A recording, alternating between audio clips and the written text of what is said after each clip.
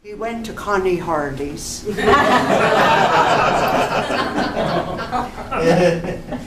And I didn't know it, but there he was standing by the curtain, like holding on to the curtain. While I was on, I didn't know, I'm singing, "The Garden of Eden has vanished," they say, and I hear, "Good Gavel Carmel." and I know the lie of it, still Christ, you're the best. All these remarks were coming out. We got him, he did all right in the end. But all those concerts were just wonderful. And then I get a call from Washington to sing for President Kennedy. Oh, I called my father. I said, "Hey, Dad, I'm going to sing for the president." He said, "The president of what?" I said, "Of America." He said, "This is no time for a joke, and this call is costing a fortune." I said, "Honest to goodness." And then that day came, and my husband and I went to Washington, and I had a gorgeous, beautiful new dress. Oh, gorgeous. Only one of those, remember those waists? Killing me. And you remember in the 50s, the high heel shoes with the pointy toes? Made for people with one toe. I'm there in the shoes and the dress, and I know I'm terrific. And I'm nervous as can be.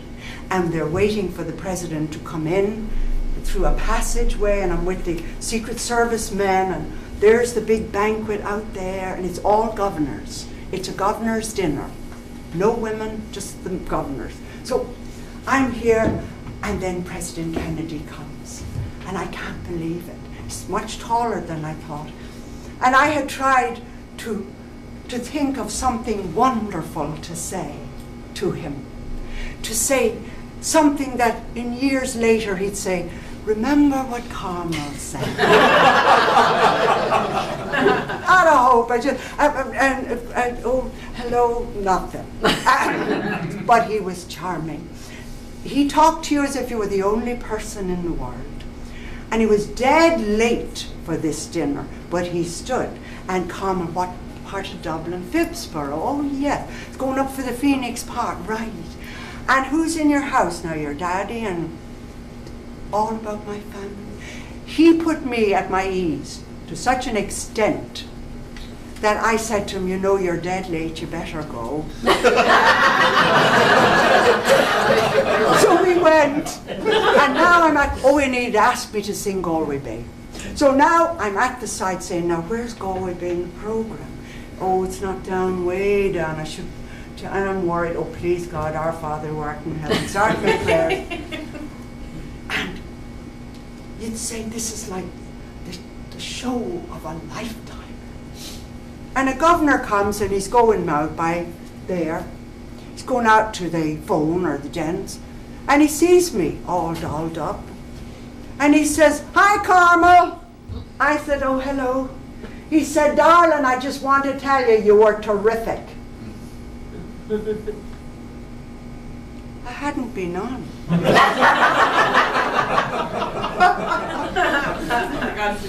So on for that dinner. So now I just said, "Excuse me," I thought. "Sir, did you like the special request I sang for you?" He said, "Darling, I loved it." I said, "What? What am I worried about? It's a political thing. They don't care. It doesn't matter whether you're on or off. They're wheeling and dealing out there. Their own mother could get up and do a striptease. And they'd say, 'There's mother, so listen, Joe.'" I laughed, put me totally at my ease, made me realize, don't think you're that important. So it was a great evening for me. I think the best thing of my whole life, though, to date, is that I had 4 fine children. That was the best achievement of all. Then after all these things, I went into musical comedy. I love musical comedy, because musical comedy is silly. You know, nobody answers you. You ask a question in the script, "What time is it?" They'll say, The moon is in the sky and the stars are bright, and I am so in, and they sing to you. So no one ever answered you. And I loved working with other people instead of always working alone. And the first show I did was Finian's Rainbow. How are things in Glockamara? Is that little brook still leaping there? Does it still run down through Donegal, through Killybates, Kilcarry and Kildare? Oh, I ask each weeping willow and each brook along the way, and each lad who goes a-sighing to relay. How are things in Glockamara this fine day? That was my first show. And then my second show, I did The Boyfriend. I wanted to do something different, so I was French. I was a French governess. They kept putting me into Irish things. I don't know why. So now I'm French. I say, good evening, ladies and gentlemen. I am so happy to be here this evening. You are also charming. And the audience hated it. And then I did The Sound of Music. I was Maria. Oh, it was years ago, right. So, I remember we did it in Canada. And we opened in a beautiful big park in Canada. And the nuns were all in among the trees with all the full regalia on them. The old-fashioned nun con. And the director would say, nuns, on stage! And the nuns would all go, what are we going to do about Maria? And then, again, nobody answers you. Do you remember the part in that where I wonder, should I stay in the convent or should I leave and marry? Remember I had a chance to marry? Well, I'm on my knees to the Reverend Mother.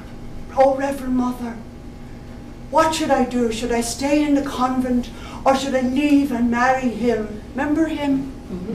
Should I stay in the convent or very good looking? Should I stay in the convent and rich? Should I stay in the convent but 6 kids? Should I, Mother, tell me, should I stay in the convent or should I leave? Please, tell me what to do. She looks down at me and she says, climb every mountain.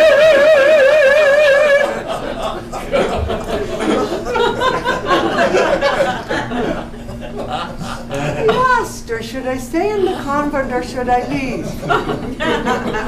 Climb every mountain. And I thought after, she wanted to do that. She had that coming on for years. We all have that in us. And sooner or later, it has to come out. And it's good for you. It releases things inside you. You should try it, not now. And then I did a show. Oh, a show called Wildcat. It was written for Lucille Ball, God rest her. And you'll never guess who my leading man was. You'll never guess. You look at me, you'll know I've suffered. Ed McMahon.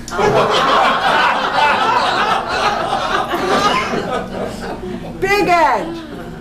Real nice man, really. And so, but I was very shy at the time. And you know, the director said, Carmel, today we rehearse the big love scene.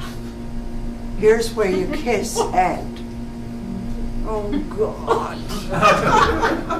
I'm going to kiss him and turn. I said, I will. He said, no, today. No, I will. Oh, God, I will. Oh, yeah. Can we do it on the opening night? No, this rehearsal. You kiss him now. And see, I didn't know, I wasn't used to it. Like Jack Parr, Johnny Carson used to always say to me, you're the only one comes out here and never kisses me. And I said, but I don't know you. You know, I mean, everyone else on those panel shows come out and they kiss as if they're alive, and they only met that minute. And I wasn't used to that, you know. I mean, in Ireland, the height of passion was a handshake. Put it there. After one of them, you'd nearly have to get married. So I didn't know, and I didn't know whether to give Ed a little kiss, or would that look like I didn't like him, or a big kiss, or would that look forward? And I did, and thank God it was the 60s, not today. The way they kiss today would kill me. You know, munching each other. So I needn't have worried. I needn't have worried for 1 second. Because when Ed McMahon was kissing me, he was selling me insurance. Carmel, if you're over 40 and don't smoke or drink, I can get you a great deal. There was a great song in that show. Do you remember this song? Hey, look me over, lend me an ear, for a shout of clover, mortgage up to here. But don't pass the plate, folks, don't pass the cup. Figure whenever you're down and out, the only way is up, and I'll be up like a rosebud, high on the vine. Don't thumb your nose, bud, take a tip from mine. I'm a little bit short of the upper room, but let me get me some, and look outward, here I come. Come on, everybody. Hey, look me over, let me in. Let's shout a clover and mortgage up to here. But don't pass the plate. You're down and out, the only way is up, and I'll be up like a rosebud, high on the vine. Don't thumb your nose, bud, take a tip from mine. I'm a little bit short of the upper room, but let me get me some, and look out, here I come. Hey!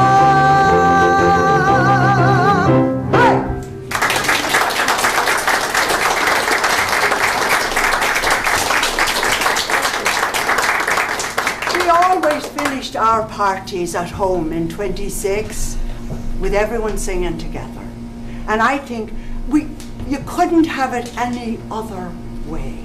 So I think we'll all sing. I'll give you 2 words to sing, and you've only to sing 2 little Gaelic words. Eileen Aroon. It means Eileen, my love, and you just sing Eileen Aroon. Eileen Aroon. Lovely.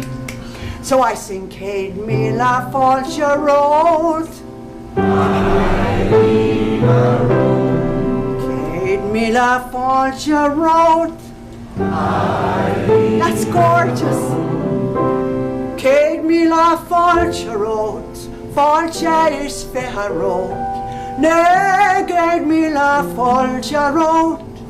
Eileen Aroon. Oh, that's good. You should hear yourself.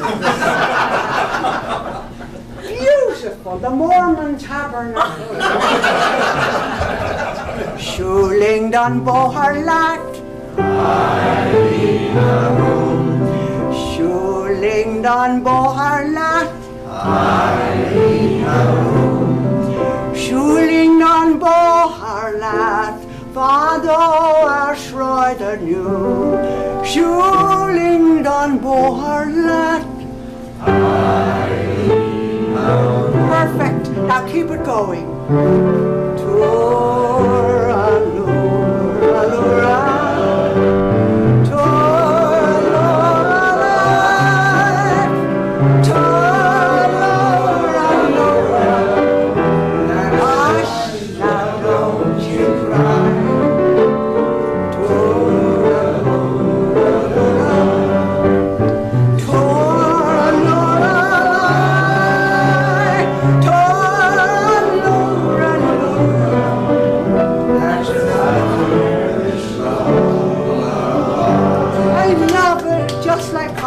please. And Julia, you know, we never waited just for New Year's Eve to sing Auld Lang Syne. We sang Auld Lang Syne after every party, and so did everyone else, yes. And Aunt Julia would start it in Gaelic, and then we would all sing the chorus in English.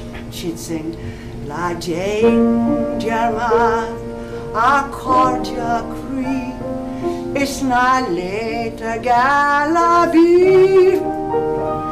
Na Jane German, go Joe, isna late a galavi.